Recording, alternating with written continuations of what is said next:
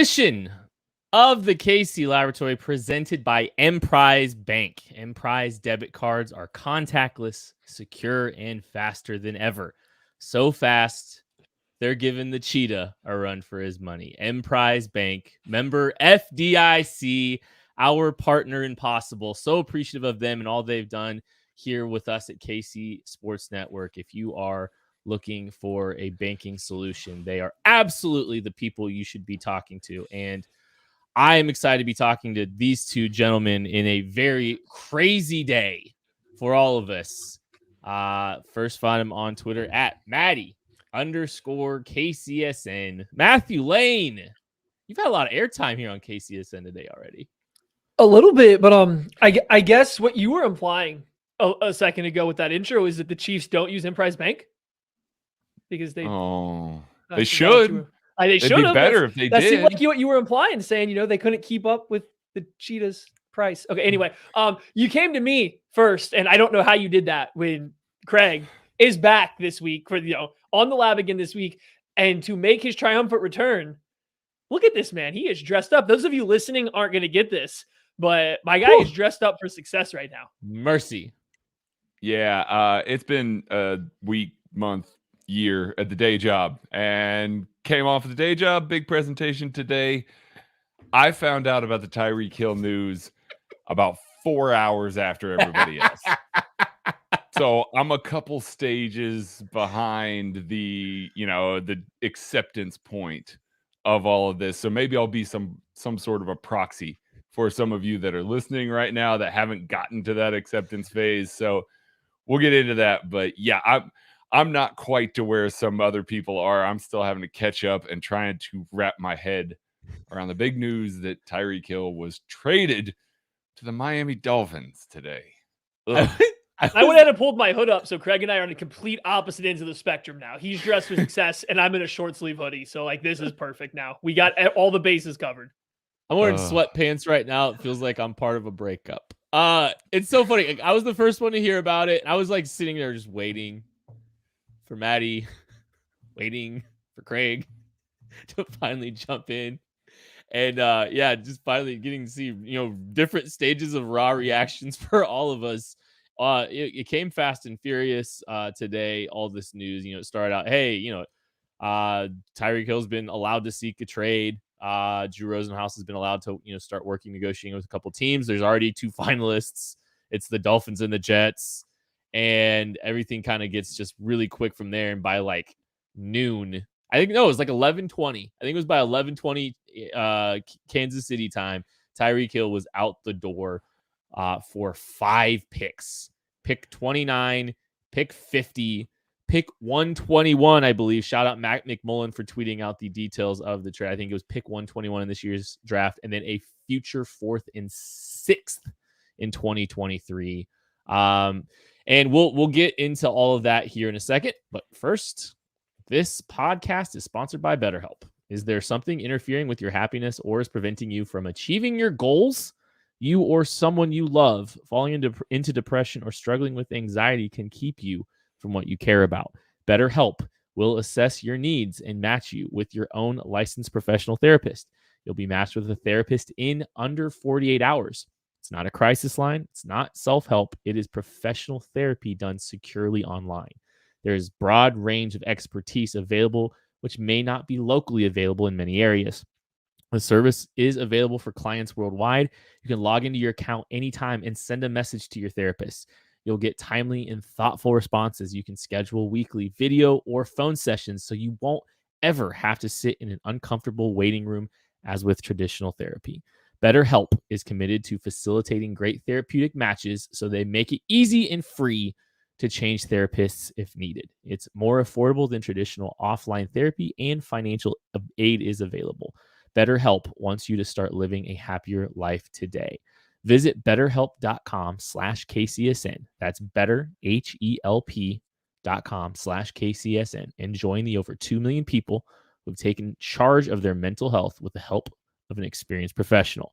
In fact, so many people have been using BetterHelp that they are recruiting additional therapists in all 50 states.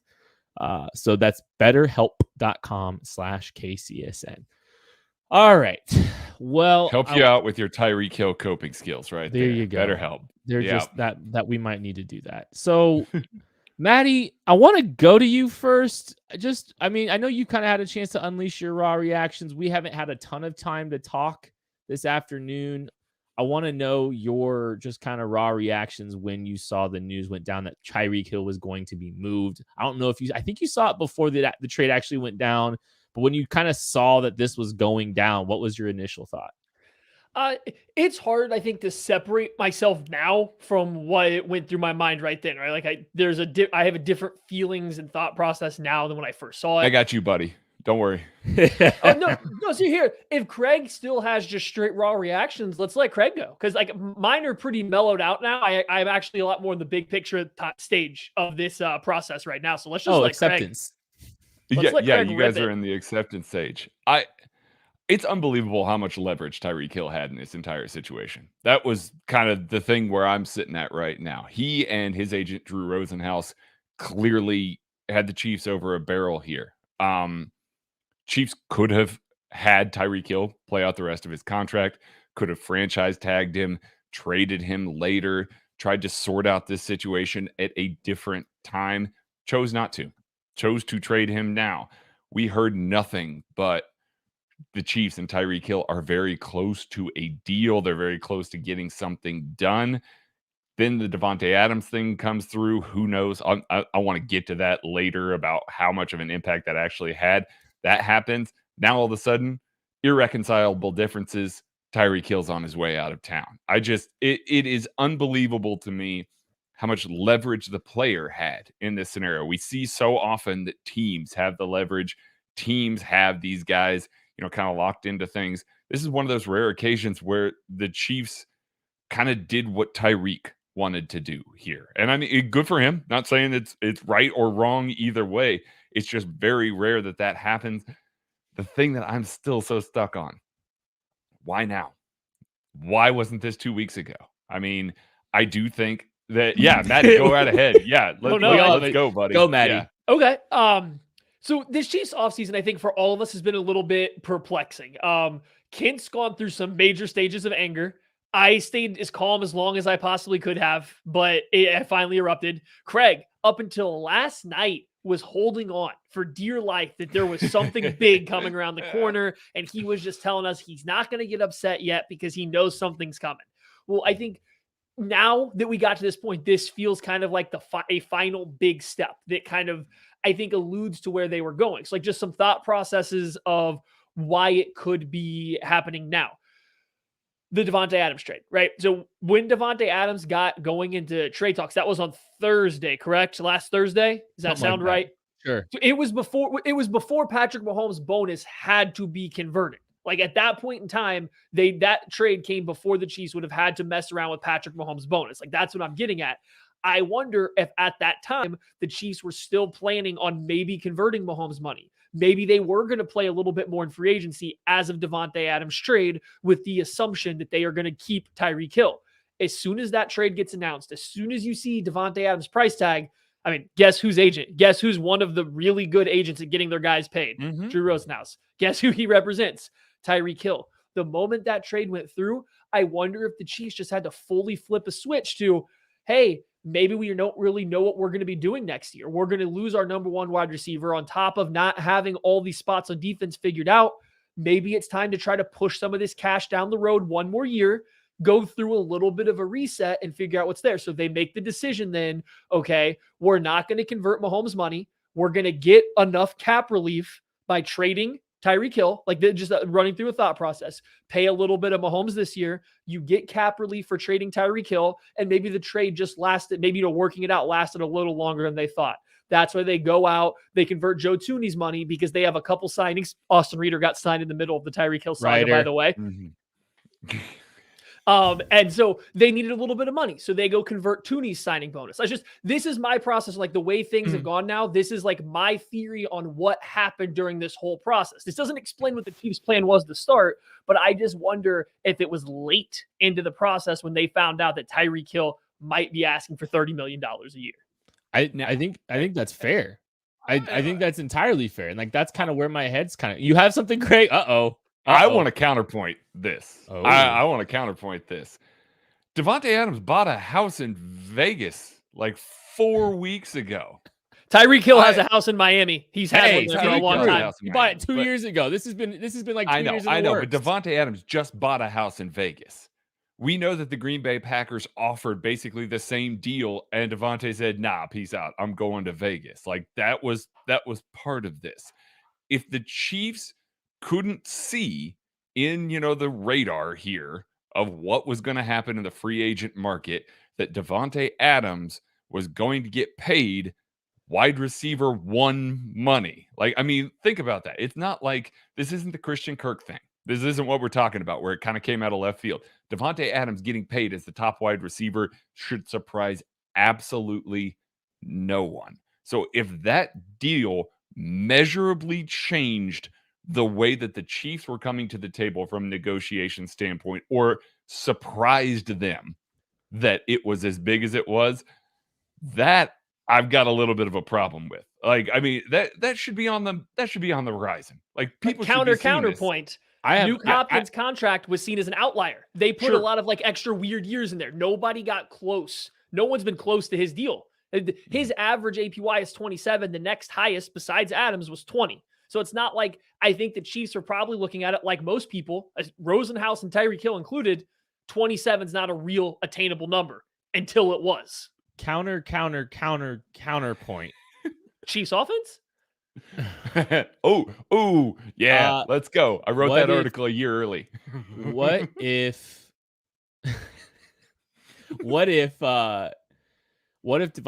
they anticipated Davante Adams playing on the tag? And so what if there really wasn't a contract out there for them to kind of navigate there? Didn't we know that before free agency that he wasn't going to, though? I don't know. Did we? They know more than we do. So, like, I would assume that, yes, they had an idea that he was not going to play on the tag. I'm just saying, like, I've seen enough people that do cap stuff kind of refer to the Nuke Hopkins contract as an outlier. Kind of like the Christian Kirk contract was considered an outlier by everybody. So, like, I don't think that was seen by a lot of people as real. And then here comes Vegas saying, no, it's real. And then Tyreek Hill is like, hey, why can't I get that money too? And clearly he could have. So, like, just that would be my only thing I could say. Because I'm with you. It seems like the general planning, if they knew what Davante Adams was going to make, was bad. But remember, we're like 2 weeks away from, or a week and a half away from everybody reporting how close this deal was, including people on NFL Network are getting up there. And those guys aren't just guessing at that point in time. That deal was quote unquote close. I just wonder if that Adams deal really did throw a little bit of a wrench into what was already a weird offseason plan. Yeah, I mean, there was too much smoke out there, and a lot of information from the Chiefs funnels through the national guys. That is something that seems pretty strategic with this organization. And so you hear, hey, the Tyreek Hill deal is close. I genuinely think, and maybe it's a little Christian Kirk there. Maybe that one might be part of it too. And everybody was mad at Trent Baalke for the deal he put out there. Maybe there's a little bit of that too. Is that, it kind of just disrupted the market to a point where, Drew Rosenhaus really kind of started walking back on where they were. I do think that they were, I do feel like they were close. I do think it was close to an extension. I do think something disrupted it potentially. So, I don't know. I don't know where the breaking point occurred. But it was pretty stunning. I did not expect to wake up this morning and this happened. This did kind of blindside, I think, about everybody. Jesse Wilfer saying Jeremy Fowler said on 610 that the deal was done until the Davante Adams deal hit. No, that could be just talk. That really could be talk. This could be a verbal agreement. And again, Drew Rosenhaus is very good at getting his guys money. Yes. I would be surprised if at any point in time he was going to let Tyreek Hill sign a deal before Davante Adams, who was starting to hold out, got paid. Like, he very much was going to wait for that. Now, the entire pushback to all of that is, do we think that the Chiefs had no concept that Tyreek Hill might not be on their team going forward? Yes.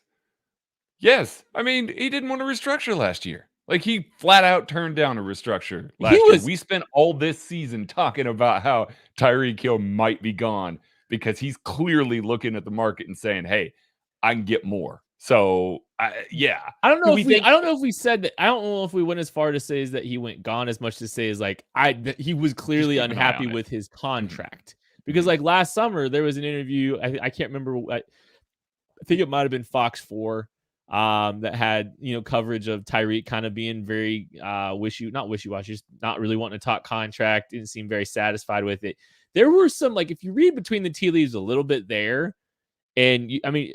Maybe we should have been more concerned about all this than we were. I don't know. I mean, you look back, hindsight's 2020, right?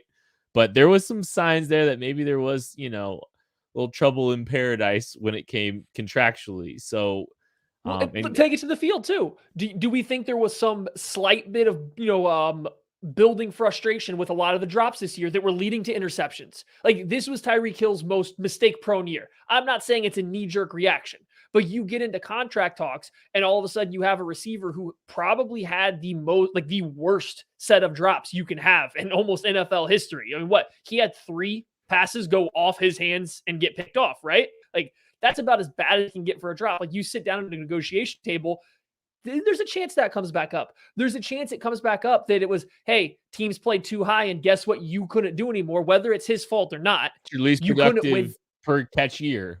You couldn't win downfield. Just, that stuff could play a role in negotiation tactics. And from Tyreek Hill's side, you say, that's not my fault they played too high and you guys can't figure anything else out. Like, that's not on me. So I'm going to go get paid for somewhere else, somebody that wants to use me how I can use it. I'm not saying it's his fault. There's maybe signs that point to this split isn't as bad as it seems on a knee-jerk reaction. That's what I said. I've had all day, or not all day, but a good chunk of time now to process it. Not that it's good. The Chiefs will be worse because of it, but maybe there was a reason to anticipate something like this could happen based off field and on field last year. Now, his value is probably at its max. Like if you're not seeing a path forward after this year, like if you're looking at it and you're like, well, our offer is just going to go down next year and he's clearly not going to take that, nor should he take that. So its value is at its max. My issue with all of this is just the timing of it. Like, would have been real nice to know that this team needed a wide receiver like 2 weeks ago when there were a lot of them on the market. There are still guys available. We can get into that if we want to make that logical transition. If we're off, there's 8 things we need to get into today. Honestly. I know there is. But this is cathartic for a little bit. I think it's a little bit cathartic for all of us. This is just I think we could be up all night, and if we're up all night, we're going to need some coffee. And most coffee is dull, stale, and questionably sourced, but it's easy to get stuck in a rut and drink what you always have. Instead of standing in front of all the options in your grocery store, let Trade Coffee help you find something new to love. Trade has been featured by the New York Times, Wired, GQ, has delivered over 5 million bags of coffee. And for our listeners right now, Trade Coffee is offering a total of $20 off your first 3 bags when you go to drinktrade.com/KCSN. That's more than 40 cups of coffee for free. To get started, take their quiz at drinktrade.com/KCSN and start your journey to your perfect cup. That's drinktrade.com/KCSN for $20 off your first 3 bags. Okay. Where do you want to go here next? Because I have I'm very excited about the draft capital. I'm very fascinated about the moves. I'm very fascinated about what big the Chiefs will do picture. with the Big picture. What do we think the Chiefs let's are go doing? big picture. Do it. Let's see. You start. I think, and I got into this a little bit earlier, it seems like the Chiefs are setting themselves up for a rebuild year. You can call it retooling, you can call it resetting, you can call it rebuilding. This is a team that actively chose not to attack some of the holes that they have, whether it's cap related, whether it's not the guys they wanted available related, whatever it may be, whether they're trying to reset, whatever it is, it seems like there is a resetting of the current core of the roster going on. I think losing Tyreek Hill almost drives a full stake into the fact that that's what they're doing. They're changing over some of the core of what this team is going to be. And before the Tyreek Hill news, it wasn't clear to me. It wasn't clear to me that that's what they're doing. I'm not saying I agree or disagree with it. Like we can go back to 2020 with the run it back stuff. Like I didn't like it, but I understood it. I think I finally now understand what the Chiefs are trying to do. They might take a step back this year and might have to compete based entirely on the back of Patrick Mahomes, as if they haven't been doing that half the time anyway. But that might be their entire plan this year while they try to reset the core of this team to launch themselves into another 4 to 5 year window. So I've kind of thrown this theory. I don't know if we've done it on the show. I've thrown that theory out a lot in the last month or two, and I don't know if we've talked about this on the show. But here's my only question to this, and this is where it kind of confused me. We can start getting a long term, but like we're saying, hey, we think that this trade came to be recently. This was not something that's been part of the plan for extended period of time. It better not have been. Yeah.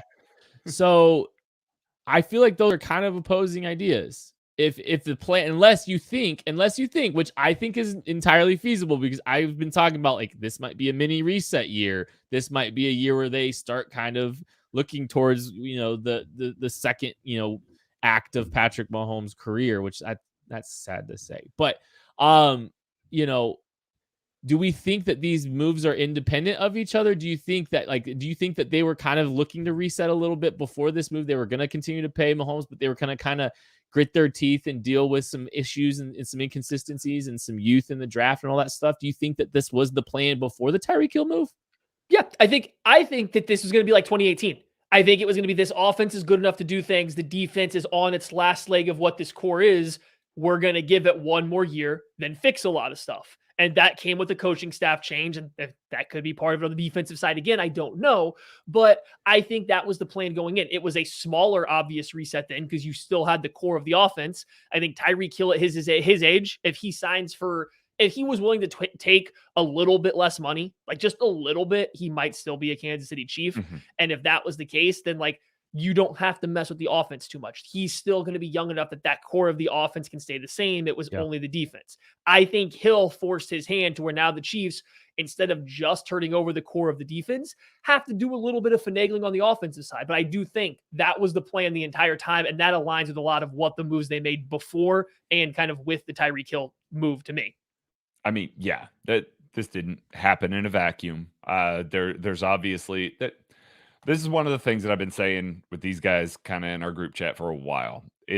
There's a plan. That Brett Veach didn't go into this, flying by the seat of his pants, regardless of what some fans may think or what you think of the man. He's not just making these moves on a whim. That's not what's happening here. The Chiefs offered Tyreek Hill a lot of money. They offered him a big extension. He wanted more. And those were the irreconcilable differences there. So I do think that maybe they looked at it and said, okay, here's the breaking point here. We can get the most value for Tyreek Hill that we can. We can move on. We can get a little younger. We're already a top-heavy team. Let's not perpetuate that a little bit more. Let's try and get by with some one-year deals. We've got Juju Smith-Schuster. Marquez Valdez-Scantling is in town right now, a guy that can be a little bit of a vertical threat. There's a couple of guys that you can try and add and then try and build through the draft. Like you said, try and get that core together and look for the next steps. Because at a certain point in the Mahomes era, and I actually wrote about February 14th on the KCSN Substack. You go back, I wrote an article that said, is this the start of the second era of Patrick Mahomes? Oh. Guess what? It is. It was even bigger than I maybe expected the transition was going to be. But I kind of wrote in that article, at a certain point, you are going to have to bite the bullet and you're going to have to transition. The Green Bay Packers did that. The Peyton Manning Colts did that. You saw Tom Brady's Patriots not really do that because they never paid any players. But I mean, like you see teams load up, invest a lot, then they get themselves into a situation, and then they've got to try and figure out how to take that off ramp so that they can rebuild and get back on the interstate and keep rolling again, because you're still building around your quarterback. This is still going to be a good team, regardless of what happens this year. Still going to be a good team this year. You're just trying to find that balance between hitting the complete reset and going for a long-term plan versus something still continuing to win now, because they still do want to win now. Brett Veach is not saying, hey, 2022 is gone. We'll be 1-16 next year. No, they're still going to compete for the playoffs, but making some hard choices like trading Tyreek Hill when you can't come up to the contract extension he wants, those become a little bit more palatable when you realize that reset needs to happen maybe a little sooner rather than later. And people get so mad about the word rebuild. I just wanted to say this real quick. Rebuild doesn't mean the team is going to be bad. It's not. They rebuilt the 2019 defense and won a Super Bowl. Yes, they did. Like that was a rebuild of a defense. Like, so don't hear the word reset or rebuild and assume like, oh no, they're tanking on the year and trying to suck before converting. Like, no. They're just trying to bring in new guys. They're taking the core of the team, the guys that you build your offense or defense or both around. They're trying to get younger, new players into those positions. And yeah, that usually is going to take those guys taking a step back for a year or two. Or with the 2019 case, there was a transition year. They actually didn't get worse just because they had everybody's contract end at the same time. They didn't have to. But like, don't be afraid of the word reset, rebrand. You can call it whatever you want. They're going to bring in a new core of players to make another run for the next 4 to 5 years. Like, don't get caught up on the wording of rebuild or reset. I'm going to say this. I'm going to say this once. No, I'm probably going to say it a lot. You know nothing different as a Chiefs fan than an AFC Championship Game appearance. You know nothing less than an AFC Championship Game in Arrowhead in the Patrick Mahomes era. That includes having one of the worst defenses in the world. Just awful, horrendous. Can't even line up on sides. Orlando Scandrick getting reps, getting active snaps. The ghost of Ron Parker. Shout out our guy, Ron Parker. But, I mean, they had a terrible defense. The next year that the Chiefs don't make the AFC Championship Game will be the first. And this team, yes, I think that this is a year where they are, I think that's a good phrase, biting the bullet. I think, and honestly, if this wasn't entirely the plan, the fact that Brett Veach pulled the trigger on a Tyreek Hill move tells you exactly where their head is at. Because if they are trying to run it back or continue to operate on the same, trajectory that they've always been, then they don't make the Tyreek Hill move. They are very obviously trying to adjust some things here. And yeah, maybe Tyreek Hill forced their hand, but Brett Veach was willing to do it. And that's where we're sitting. I still don't think that is doom and gloom and end of the world for this football team. I'm seeing all this stuff. It's like, I think they're going to I don't think the Broncos streak ends this year. How about that? I think we're going to have, and honestly, here's what I think is going to happen. Now I'm getting a little fired up because there's I think we're going to all look back at the end of the year and we're going to laugh at the AFC West again. I know they're going to go through a lot of changes and everybody's going out here running, but here's the thing. They don't have the best player in the world. And now the best player in the world has a chip on his shoulder because he just lost his best player. I am not scared of this season. I'm fascinated. I am not standing for Travis Kelce slander. I am not going to sit by and take this calling of Tyreek Hill the best player. It is still Travis Kelce outside Patrick Mahomes. Okay, continue. Okay. Rant away. You just destroyed my rant. No, it's dead. I had to. Hey, listen, we had to fix that. This team still has Travis Kelce on the team. I think the cupboard's not bare. They're gonna retool. They're gonna have some options. They're gonna be able to make some improvements on this team. This team might be worse, but guess what? This team was 3 games better than the rest of the AFC West last year, and I guess 2 games on the Raiders, but it's not as good of a narrative. They were clear cut, head and shoulders above the rest of the AFC West. They won it by 3 games on the Chargers and more than that on the Broncos, like 5 games on the Broncos, 2 on the Raiders. Like this team, teams had to do what they did this offseason. Yes, the Chiefs are taking a step back, but teams had to do what they did this offseason because the Chiefs are an absolute juggernaut in that division. And in the AFC, every single thing you are seeing done is because of the Chiefs. So everyone in the world is armoring up to try to take down Patrick Mahomes. And maybe the Chiefs are just going to take their lumps a little bit this year. Maybe it's not the same year, but they're going to be healthier moving forward because they got 12 picks this year. They got 12 picks. They got more cap space than anybody in the NFL. Sure, it's in a period where it doesn't matter. Yeah, that's the we need to bury that narrative. I'm tired of that because it reminds me that they didn't do this soon enough to actually rectify the wide receiver position, and they are going to be short of trading picks for an established veteran player, they are going to be worse than they were last year. And they're going to make even more space once they go ahead and get that Orlando Brown contract off the franchise tag. So they'll have a lot. You roll it over to next year. Again, don't be afraid of the word. It's a reset. Now, I'm going to push back a little on what Ken said because I'm usually the more realistic, but we'll also say pessimistic person here. I'd be surprised if the Chiefs dominate the AFC West. I don't. Their talent. I didn't say dominate. I mean, you said they were going to continue their streak. They're going to win it, and we're going to laugh, and we're going to be insufferable on Twitter when everyone under the sun was like, "Oh, what are the Chiefs going to do? All this stuff," and Mahomes still winds up on top. We got a long summer. Make sense. We got a long summer of content to get off our chest about that, so I'm not making predictions now. I'm just going to say I don't know as of right this moment that I share that same sentiment. I think there are some really good teams in the AFC West right now. I will say this: Derek Carr, Patrick Mahomes. This year is going to tell us a lot about Patrick Mahomes, and not that he's already great, not that he's not, one of the most talented quarterbacks ever played, but this year is going to tell us a whole lot about what he is. I don't necessarily think that Tyreek Hill is a better receiver than Mahomes' quarterback. I don't think that Tyreek Hill is a more important player than Travis Kelce is in this team right now, but losing Tyreek Hill, losing that vertical stretch, that horizontal stretch, that speed, the playmaker, that puts a lot more pressure on Mahomes. Now you can alleviate that by not having to force targets to one guy, because it doesn't matter. You can say you're not forcing targets to Tyreek Hill, Devontae Adams, whoever. No, you are. They're that good. You're forcing targets. It's your best chance to win. But not forcing targets, let's see what that looks like. Let's see what it looks like when there's maybe a little more pressure on Mahomes to read the play out right, make sure he has the right read and throw it to some random jag, because that's all they have at receiver right now besides Juju.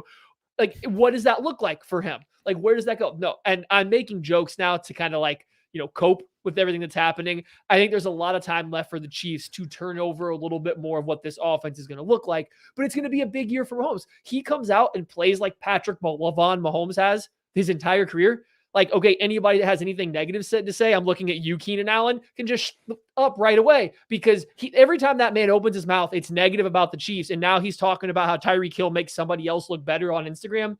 All right, calm down, Keenan. Calm down. Go make the playoffs once in a while, bud. I mean, he's not wrong about the wide receiver core right now. I mean, yeah, it's not good. It's not good. Even adding Marquez Valdes-Scantling doesn't make it any better. And regardless of what we think about Patrick Mahomes, it makes it a little better. But regardless of what we think about Patrick Mahomes, he's still got to have guys that get open, and you got to have dudes that do that. I don't know that there's going to be a guy in free agency that they can bring in. Odell Beckham Jr. is out there. He's still hurt. He's probably hurt until November. He would make a measurable difference. I think he'd move the needle a little bit, but I don't know that there's a whole lot of extra wide receivers. There's certainly nobody you can bring in to replace what Tyreek Hill does, period. I've seen a lot of people that are kind of blanking and out there. It's like, well, you add this guy and you add this guy and a wide receiver in the first round, and now all of a sudden the wide receiver core is better than it was in total last year. Y'all are underestimating Tyreek Hill, just period. He's a top 3 wide receiver, and he deserves to be paid like one. That's why we're in this scenario right now. Yeah, but he deserves it. So that wide receiving core is going to be worse. I just don't think that there's any way around it. Now, it will be worse for 2022. And that's not why they're not making this move to be better in 2022. They're looking for 2023, 2024, and beyond. And that's what they need to be doing right now.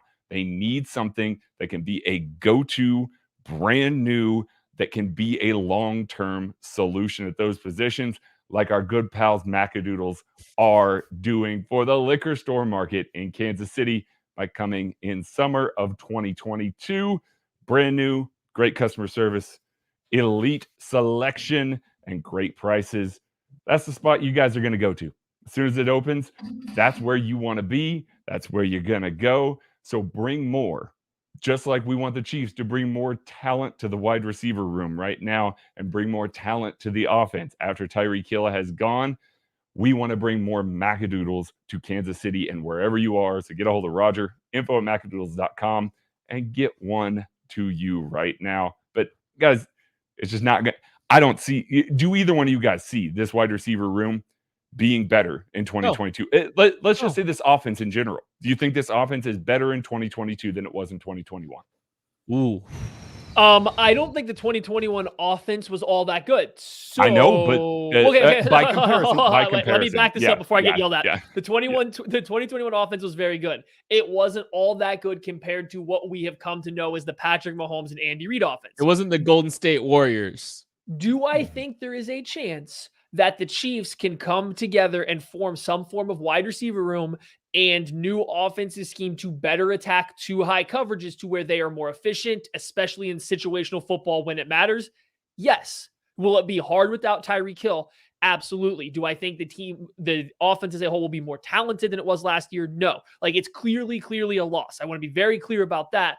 I think it's hard to separate, though, what you're going to see from the Andy Reid and Patrick Mahomes self-improvement on the offense to what's also the improvement from not adding Tyreek Hill. Andy Reid's got a whole summer now to study two high defenses. I mean, like, this dude's probably got a 7,800 page playbook, but like, I don't know, 7,000 pages of that are beating single high coverage because that's all anybody in the NFL was doing. So like now all of a sudden that flips. Like he's going to have more to beat the specific stuff that was giving them issues. He's got all the middle field closed stuff from last year still. Right. It's like now I think it's a good time. Like I think this is I like how we're moving to going forward because like what do you guys do now? Not even just the wide receiver, but we can start with the wide receiver. What do you do the rest of the offseason heading into the draft? What is your plan from now until the start of the draft at the wide receiver room? I mean, I think MVS is coming to Kansas City. Maybe there tonight. I think you sign him. I think he's already there. I think he's already here. Probably. Yeah. MVS is at Q39, probably. Yeah. I don't know. He should sign him for a 1-year deal. You still need a 1. And with that being said, I think based on moving on from Tyreek Hill, I think that signals kind of the intent. I would say draft a guy. Target a guy at 30, target a guy maybe at 50. You got that pick now if you don't end up trading it to try and go up and get an edge. Like, I mean, we'll talk about all these draft strategies and stuff like that. We got time for all of that and a lot of picks. So lots of stuff to handle there. But I think you target a first-round wide receiver. Try and see if a George Pickens, if a Chris Olave is there. Guys that can be a true wide receiver 1. Maybe not a guy that's going to step in and immediately be that contributor in 2022, put up, 1,100 yards and 6 touchdowns in year 1. Not expecting that out of that guy. Integrate him in and then get ready as part of your mini reset to have that guy be your wide receiver 1 going forward. I hope they're taking MVS to Jack Stack, not Q39. Like I just want them to sign him. So I hope it's Jack Stack. Hey, real quick, guys, I appreciate everybody watching right now. If you're watching, please feel free to subscribe to the YouTube channel. If you're watching right now, we went live 3 times today. So we've got you covered on any big news that happens with the Chiefs. We've got live draft coverage. We'll be doing live draft coverage during the entirety of draft weekend out at Kingdom Bar and Grill. We got all kinds of great stuff planned. So make sure if you're watching now, feel free to subscribe to the channel. I promise you won't let you down. We've got we have video breakdowns of all kinds of prospects coming from Holiday Distiller. We got like a position by position coming on that too. Like we've got way too much stuff. You guys aren't going to miss out if you go ahead and subscribe. Also, the Chiefs have 12 picks in this draft now. They have 8 in the top 135, and we do a draft guide every year, the KCSN draft guide. And there's a link in this description of the show right here. If you're listening on audio, if you're watching right now, and promo code DRAFTMAS, DRAFTMAS, will get you 1 month of the KCSN Substack and the KC Draft Guide for $12.99. Y'all should take advantage of that. So the link's in the bio. Hit the subscribe button. Appreciate the 500 plus people watching us right now. Y'all rule, but we're going to continue to talk. So we've got more stuff that I think this is a little cathartic for all of us. So you said we're talking here about wide receiver 1. We're sitting here talking about trying to go find, because I don't, I think I tweeted out a while back, the only 2 receivers under contract for the Chiefs in 2023, Tyreek Hill and McCole Hardman. And now it's just, it's nobody. I think they were the only 2 this year, but now next year it's nobody. Sorry. So we're sitting Cornell here. Powell, thank you very much. He wasn't on the active roster for most of the last year. I don't even think he was on at the end of the year. They technically have draft rights to him, but okay, we're looking at this and they don't really have anybody in the long term. We're looking here. The Chiefs have 12 picks. in Brett Veach's 4 drafts, he's never drafted more than 6 players in a draft. I think that trend changes. I think just mathematically, even if he uses a bunch of capital to trade, it's not going to be 6. It'll be more than 6. I could see him trading up twice in the first round, though. I'll honestly, I think the bet be in favor of him not picking at 29 and 30. Well, I think to not do that, please sign some guys. I really don't want to do that. Please go out and sign MVS. Go get Will Fuller, even though he's going to play 12 games every year. That's fine. This is what I see. When I look at the free agent market, like, we definitely can go to the draft, but like, I think you have to sign at least one free agent wide receiver before you get to the draft. You can't go into the draft having to take someone at 30 or trade up to get them. You can't go in having to take 2 wide receivers in the top 100 because you don't have guys. You need to get someone first. And if I look at whoever's left in free agency, I like OBJ. If you want to tell me you want to take a chance on Antonio Brown, I don't get it, but whatever. There's some level of football player there that still plays football when he's right. But I look around, the value is for those vertical stretch guys. The 2 best receivers left that I feel the most confident in are Will Fuller when he's healthy, which isn't often, but when he's healthy, he's a good vertical stretch receiver. Mm-hmm. When MVS is healthy, he's a good vertical stretch receiver that wins on the outside. Those are your 2 best, not even just players, but values at the wide receiver position. You sign one of them leading into the draft. Yeah, you still are going to have to take a wide receiver early, but you don't have to have someone with speed. This wide receiver room, I love George Pickens. I love Drake London. They can't go into next year's offense the way this offense functions with Clyde Edwards-Helaire at running back, with the current version of Travis Kelce at tight end, with Juju and one of those big X receivers, and only McCole Hardman providing speed. They can't do it. This offense won't function with McCole Hardman as your only speed player because he's mostly getting these gadget manufactured stuff by the line of scrimmage, which he's good at.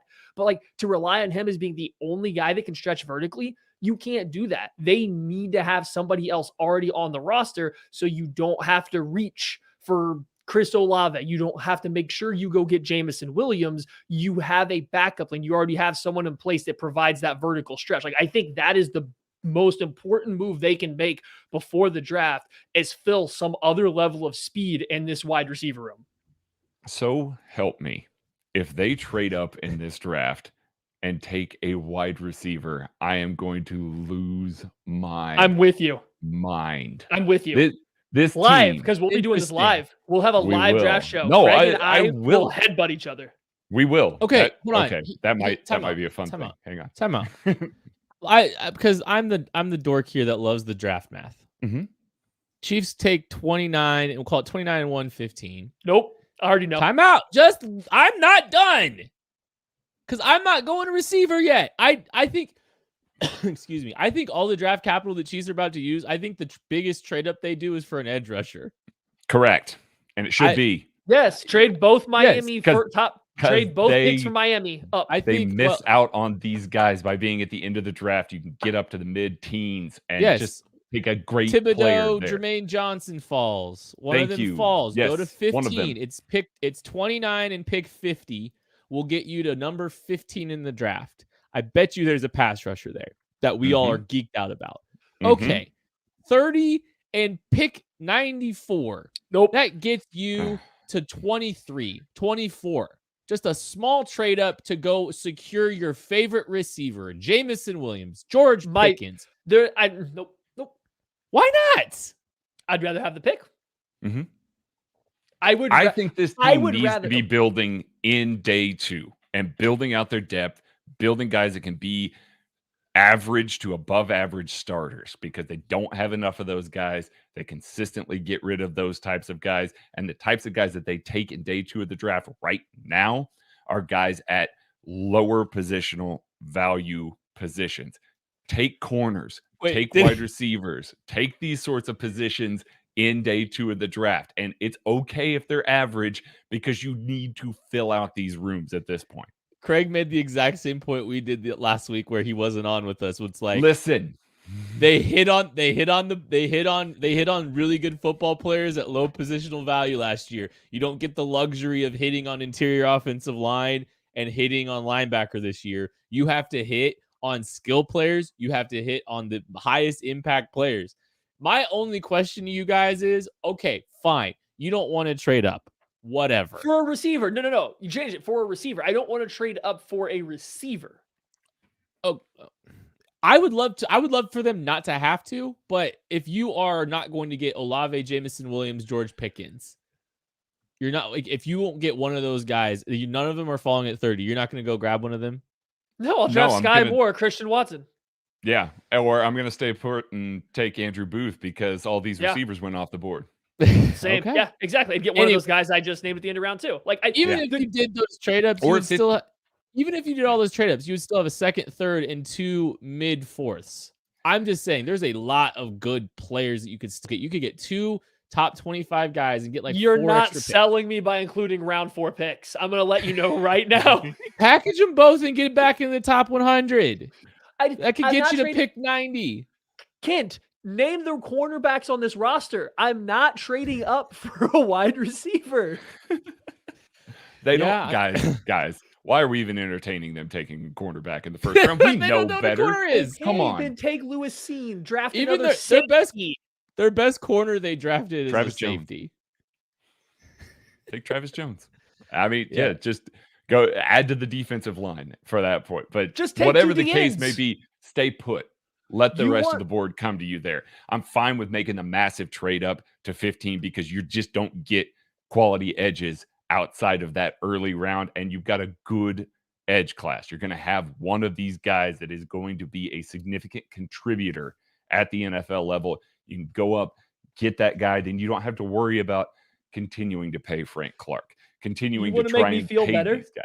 What's that? Trade up for your defensive end, whoever at 15, whether you want to call it Thibodeau, you want to call it Jermaine Johnson. You want to trade up again, Kent? Go trade up and draft David Ajabo next. Go trade up twice for a defensive end in the first round. I'll do that before I do a wide receiver trade up. Hey, you may not need to do that. You may not. Then trade up for Boy Mafe or whatever other defensive end. I'm just saying, like, I would rather trade up for a defensive end twice in one round than trade up for a wide receiver, especially in this draft. Valued positions. You get wide receivers on day 2 every year. I'm not saying that round 1 wide receivers aren't good, but you get it better you have value at wide receiver on day 2, not defensive ends, corners, not on day 2. Okay, so Jermaine Johnson, they trade up for him at 15. They stay at 30. They pay or they draft Treylon Burks. How do you feel, Maddie? Good. And I think that's good. I think that's fine. I said it today earlier. If you guys haven't checked it out, go check out the mock draft reaction show. We were on BJ and we had Eric Galco on. We talked a lot about wide receivers. When we got to Treylon Burks, I said, it looks really funny when you see him, his body stature, his body type, and Tyreek Hill and what they do. But then at the same time, think about it. Does Burks fit not make more sense now without Tyreek Hill than it did with him? 100%. The fit 100%. Makes a lot more sense. Right. So like all of a sudden, I do think Burks makes not just a talent fit, but a scheme fit now. It's like that's somebody that could come in and you can give him a role immediately. Is similar. Right. You give him a role he can win immediately, but his ability to play outside as the X means he doesn't step on Juju's feet 24/7 either. Like it all of a sudden makes sense now to take a Treylon Burks at pick 30 or whatever. Whereas before with Tyreek Hill, it kind of seemed like, well, Hill's better at everything Burks is already good at. So like that's just one that was funny. You talked about him already. And then turn around in round 3 and draft Calvin Austin to get your explosive guy that you can add to the roster and develop him. And then you got some young talent to build off of. See, okay, this is fun. Let's just do this. I'm playing. This is fun because like I'm a kid at a candy store because we have all that draft capital. Do you know what 29? And I did the math on this. I'm gonna try to give credit. It was Morgan C. He said 29, 30, and 50. That would get you to pick 3. He says 29, 30, and 50 for Aiden Hutchinson. Would you do it? Well, he's going number 1. Yeah, he's going to Jacksonville. If he's there, do you think he is? But if he's there, I would. Spags wouldn't. He's not long enough. Oh, okay. If it was a different year and I was getting a Bosa or a Myles Garrett, yes. For Aiden Hutchinson specifically, no. I don't think the ceiling is high enough for Hutchinson to be worth all 3 of those. Not any other, but like those years where you have a clear number 1 defensive end, like worth the number 1 overall pick. Yes. Just, I think Hutchinson's a half step down from the Bosas or your Myles Garrett type, or Chase Young's. So that would be my hesitation. Our grades would very that's never strongly happening. indicate that too. Like That's- there's a big gap between the Bosas and what we gave Aiden Hutchinson. That's never happening though. This No, team's never I just, you know, sacrificing that sort of thing. Oh, yeah, Look, no, they shouldn't. hey, we have to cope in different ways. And I'm looking at the Chiefs have the 10th most draft capital in this draft now. In the NFL, they have a ton of draft capital now. And so, like, I'm just like, I'm a kid in the candy store here trying to figure out what they're going to do with it. And so, like, I don't know. I'm just dreaming a little bit. I seriously, though, I don't think the majority of the draft capital they earn goes towards receiver. Like, I think it's going to be to improve their defense and improve edge specifically. I think they're going to go get one of the big guys. Well, we got a Kayvon Thibodeau question. So, like, I don't know if we've given a lot of Thibodeau thoughts. We talked about him a little bit. We haven't, because there really hasn't been reason to, because even Right. the very narrow scenarios we were presenting weren't really feasible. But Right. now, So we got a question about him. And I would say this. He's currently but he's currently my defensive end 1. I don't think he is for all of the KC draft guide. I think he's still coming in at defensive end 2. Whether you have him 1, 2, whatever it is, here's the thing. There's a lot of smoke about Thibodeau not particularly doing great with his interviews, some issues about him being very off-puttish to coaches. Everybody has seen his interview where he dunked on Bama for not like rolling out the red carpet, saying he's going to be their best player from the moment he gets there, because I guess he didn't know who Will Anderson was, and like all this stuff. Like, right? So there's some reasons to think he may fall. If you're getting there and all of a sudden there's some issues about, like, if teams are thinking, Thibodeau's not the safest guy, maybe he busts because of the attitude. I get the concern, but you're sitting there at 15. Philly has like 3 picks back to back. Maybe they want to pick up some more as they continue to go through their process or whatever it is. If you want to go trade up to 15 to get who I have as my defensive end 1, who we're going to have as defensive end 2 at pick 15, a guy that has the highest ceiling, I would say, out of anybody not named Travon Walker in this class, I would have a hard time not doing it. If he's there at 15, 16, 17, and the Chiefs aren't trading up, I might actually be upset, because like that's a really good pass rushing prospect you can get there. So should I unleash my take from what was this, a month ago? About Frank Clark, when it looked like he was on his way out of Kansas City. Around that same time, Charles Robinson, the UPod to Win the Game, Yahoo Sports, it was a great podcast. They were talking about Kayvon Thibodeau coming out of the combine and how teams were kind of viewing him as a little bit of Clowney-like. And one of the things that he even said in his presser was, I'm Clowney 2.0. And some GMs view him as this guy who just thinks he knows how to do everything. He's just going to show up and he's going to do it his way. And that you've got to have some strong presences to course correct some of that behavior. And we've seen that with Clowney. We saw it especially last year. He gets in a room with Myles Garrett. Myles Garrett is a very forceful player. He's going to tell you exactly how it needs to be done. And he's going to go out on the field and he's going to show you how it needs to be done. And that got the best out of Jadeveon Clowney. It's kind of why everybody's saying Clowney going back to the Browns. I posited this theory a long time ago. What if Kayvon Thibodeau is falling far enough to where the Chiefs can get him and they want to have for a year a strong presence to help course correct some of those behaviors, get him on the path of, hey, this is how we do things in the NFL. This is the sort of prep that you need to do. This is the sort of way that you need to approach the game from an off-field perspective. Week to week film study, things like that. I had posited that it's like, I don't think Frank's worth what they'd have to pay him to do that. And this was well before they went ahead and just basically reduced it down to practically nothing, the cost of cutting him. Like, now all of a sudden I'm looking at that and I was like, well, that's not a bad way to go about it. And then you've got a guy that has number 1 overall talent that teams knocked because of maybe his behavior, his character, the way that he carries himself.